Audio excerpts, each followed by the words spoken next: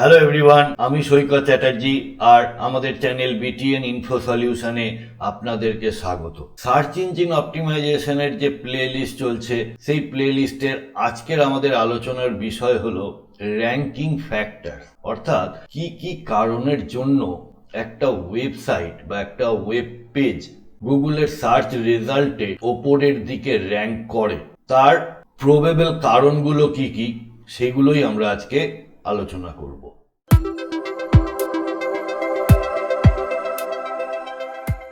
চ্যানেলে যদি নতুন হন, প্লিজ চ্যানেলটা সাবস্ক্রাইব করুন আর পাশে থাকা বেল আইকনটা প্রেস করতে ভুলবেন না, কারণ আগামী দিনে যে ভিডিওগুলো আসতে চলেছে তার নোটিফিকেশন আপনাদের কাছে পৌঁছে যাবে। তো চলুন শুরু করা যাক। Ranking factors. র্যাঙ্কিং ফ্যাক্টর বলতে যেসব কারণেরগুলো আমাদের মাথায় আসে বা গুগল বা অন্যান্য সার্চ ইঞ্জিনের যে গাইডলাইন রয়েছে, সেই গাইডলাইনের মধ্যে কি কি পড়ে চলো একবার দেখে নিই। Ranking factors are the criteria and signal that search engines use to determine the position or ranking of web page in search result. These factors help search engines assess the relevance, quality, and authority of web pages to provide the most relevant and valuable result to users.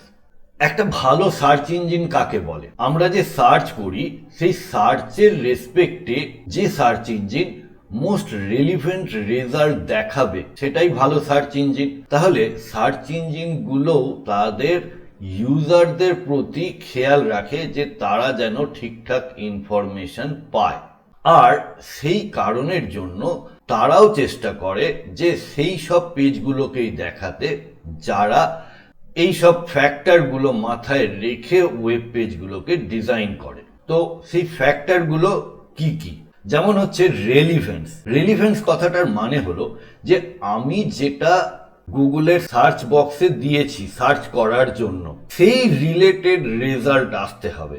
তাহলে ওই পেজে সেই related কথাগুলো থাকতে হবে, অর্থাৎ কিওয়ার্ডগুলো যেন properly use হয়। তারপরে রয়েছে যে পেজটা দেখাবে সেই পেজটা কতটা সুন্দর করে পরিষ্কারভাবে ডিজাইন করা রয়েছে। তাহলে যেসব পেজগুলো ওই কিওয়ার্ড সমৃদ্ধ, এমন নয় যে কিওয়ার্ড স্টাফিং করা রয়েছে, কিওয়ার্ডগুলো যেসব পেজে প্রপারলি ইউটিলাইজ করা আছে সেই সব পেজগুলোকেই গুগল বা অন্য সার্চ ইঞ্জিনগুলো দেখাবে। এরপর আসছে কন্টেন্ট কোয়ালিটি। কন্টেন্ট একটা বড় ফ্যাক্টর এসইওর জন্য। আমরা এখনো বলে থাকি কন্টেন্ট ইজ কিং। তো কন্টেন্ট যতটা ভালো হবে ওয়েব পেজে, তত তার র্যাঙ্কিংটা বেটার হবে। কন্টেন্টটা হতে হবে ডিপ, অর্থাৎ যে বিষয়ের আলোচনা করা হয়েছে তা নিয়ে যেন ডিটেলে থাকে কন্টেন্টটা। আবার কন্টেন্টটা যেন ইউনিক হয়। ইউনিক মানে কোথাও থেকে কপি করা কন্টেন্ট নয়, একদম ফ্রেশ কন্টেন্ট যেটা অন্য কোথাও ইউজ হয়নি, সেই ধরনের কন্টেন্টকে গুগল বেশি প্রাধান্য দেয়। তাহলে আমরা দেখতে পাচ্ছি well researched, comprehensive and authoritative content is more likely to rank well. আর content should be original, free from plagiarism. Next আসছে ব্যাকলিঙ্ক। ব্যাকলিঙ্ক হলো কোনো একটা ওয়েবসাইটের ইনকামিং লিঙ্ক, অর্থাৎ অন্যান্য ওয়েবসাইট থেকে আমার ওয়েবসাইটে যেসব লিঙ্কগুলো আসে সেইগুলোকেই আমরা ব্যাকলিঙ্ক বলে থাকি। এবারে ব্যাকলিঙ্কের আবার কোয়ালিটি আছে। ভালো সাইটের থেকে যে লিঙ্কগুলো আসে সেগুলো ভালো লিঙ্ক, আর আজে বাজে অনেক সাইট আছে যেখান থেকে লিঙ্ক নিলে ভালোর থেকে খারাপ হওয়ার সম্ভাবনাটাই বেশি। তো যেসব সাইটগুলোর ডিএ বা পিএ হাই, সেই সব সাইট থেকে আমাদের লিঙ্কগুলো জেনারেট করতে হবে, তবেই আমাদের পেজটা ভালো র্যাঙ্ক করবে সার্চ ইঞ্জিনে। Page load speed. একটা পেজ কত ফাস্ট লোড হচ্ছে সেইটা একটা বড় ফ্যাক্টর সার্চ ইঞ্জিন অপটিমাইজেশনের ক্ষেত্রে। একটা পেজ লোড হতেই যদি অনেকটা টাইম কেটে যায়, তাহলে ইউজার সেখান থেকে বেরিয়ে যায় বিরক্ত হয়ে। তো এই যে বাউন্স রেটটা, অর্থাৎ ইউজার যে বাউন্স করে চলে যাচ্ছে, এটা গুগলের কাছে কিন্তু রেকর্ড হয় যে ইউজার ওই পেজটা পুরো লোড হওয়া পর্যন্ত অপেক্ষা করলো না এবং এটা একটা র্যাঙ্কিং সিগন্যাল ও পাঠায় গুগলের সার্ভারে। সুতরাং এর পরের দিকে ওই এতক্ষণ যে দেখাচ্ছিল র্যাঙ্কিংয়ে সেটা ক্রমশ নেমে যাবে যদি না পেজ স্পিডটা ভালো করা হয়।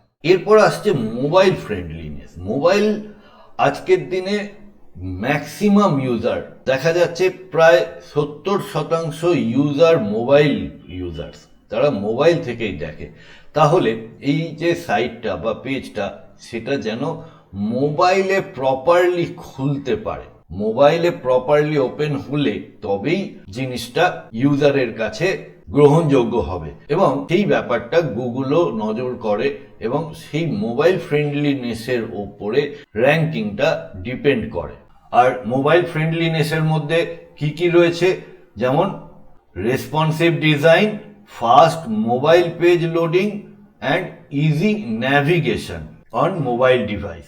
On page optimization, on page optimization নিয়ে অনেক চ্যাপ্টার অনেক ভিডিও হবে, তো আজকে নাটসেলে একটু বলে রাখি যে অন পেজ অপটিমাইজেশন হলো আমাদের নিজেদের পেজটাকে সঠিকভাবে তৈরি করা, যাতে করে সার্চ ইঞ্জিন ঠিকঠাক বুঝতে পারে যে আমাদের কিওয়ার্ডগুলো কোনগুলো, কোন কিওয়ার্ডের ওপর আমরা ফোকাস করছি, সেইগুলো যেন H1 ট্যাগে থাকে, তারপরে ইমেজের অল ট্যাগগুলো যেন প্রপারলি হয়, টাইটেল মেটা ডেসক্রিপশনে যেন আমাদের কিওয়ার্ডগুলো থাকে। তো এই যে ব্যাপারগুলো এইগুলো অন পেজ অপটিমাইজেশনের মধ্যে পড়ে।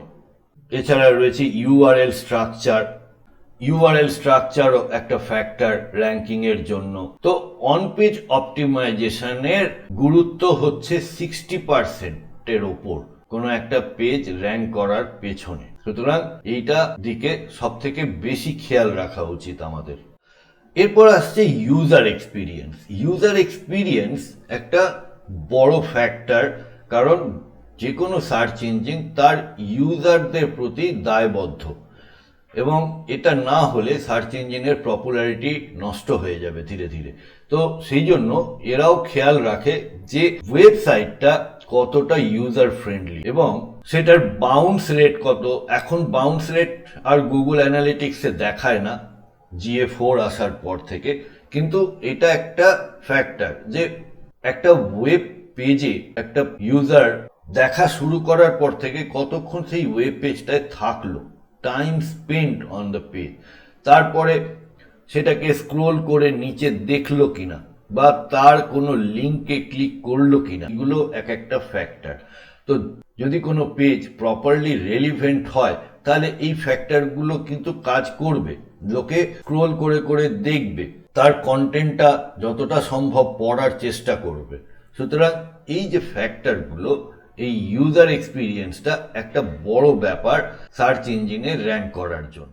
এরপর আসি সোশ্যাল সিগন্যালস, অর্থাৎ এই যে চারপাশে এত সোশ্যাল মিডিয়া রয়েছে, সেই সোশ্যাল মিডিয়াতে এই সাইটের বা এই পেজের কতটা প্রেজেন্স রয়েছে, অর্থাৎ কত ফ্রিকোয়েন্টলি সেটা আপডেট হয় বা সেখানে ইউজাররা কতটা লাইক করে বা তার কন্টেন্টগুলো শেয়ার করে, এইগুলোও কিন্তু এক একটা ফ্যাক্টর একটা ওয়েবসাইট বা ওয়েব পেজের র্যাঙ্কিং এর পেছনে। তো আমরা এই ফ্যাক্টরগুলো নিয়ে ডিসকাস করলাম। তোমাদের যদি কোনো প্রশ্ন থাকে আমাকে অবশ্যই কমেন্ট বক্সে লিখে জানাও, আর যদি ভিডিওটা কোনোভাবে তোমাদের হেল্প করে থাকে তাহলে প্লিজ একটা লাইক দিও আর বন্ধু বান্ধব আত্মীয় স্বজনের সাথে শেয়ার করো। আজকের পর্বে এইটুকুই, আবার দেখা হচ্ছে পরের পর্বে। সাথে থাকার জন্য ধন্যবাদ।